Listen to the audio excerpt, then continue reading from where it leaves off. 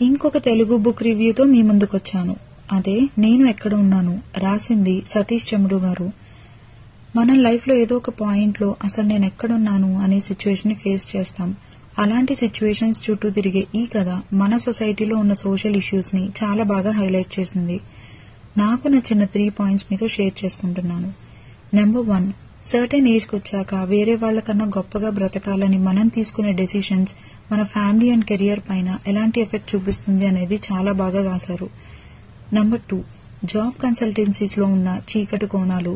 Abroad లో settle అయి పరాయి వాళ్లలాగా బ్రతుకుతూ ఫ్యామిలీలో ఎవరినైనా కోల్పోయినప్పుడు వెనక్కి రాలేక వాళ్లు ఫేస్ చేసే స్ట్రగుల్స్ అండ్ వాళ్ల రూట్స్ కి ఎలా దూరం అవుతున్నారు అనేది కూడా చాలా బాగా రాశారు. Number 3, caste. పెళ్లిళ్లకి, విందులకి, వనభోజనాలకి కులం చూసుకునే మనం ప్రాణాపాయ స్థితిలో ఉన్నప్పుడు సహాయం చేసే నర్స్ అండ్ డాక్టర్ది ఏ కులాన్ని ఆలోచించం. అలాంటిది అబ్రాడ్ లో మన సంస్కృతికి సంబంధించిన వ్యవస్థలలో కులం అనే దారిద్ర్యాన్ని ఎలా అలవాటు చేస్తున్నాం అనేది చాలా బాగా చెప్పారు. అబ్రాడ్ కి ఎవరైనా వెళ్లే ప్లాన్స్ లో ఉన్నవాళ్లు, పిల్లల్ని అబ్రాడ్ పంపిద్దాం అనుకునే ప్రతి తల్లిదండ్రులు ఈ బుక్ చదివితే ఖచ్చితంగా జీవితంలో కొన్ని విషయాల మీద అవగాహన వస్తుంది.